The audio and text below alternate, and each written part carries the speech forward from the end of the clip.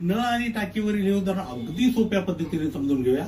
बघा उदाहरण काय म्हणते, 2 प्रकारचे नळ एक टाकी अनुक्रमे 15 तास व 12 तासात भरतात व तिसरा नळ ती भरलेली टाकी 20 तासात रिकामा करतो, तर तिन्ही नळाने रिकामी टाकी भरण्यास किती वेळ लागेल.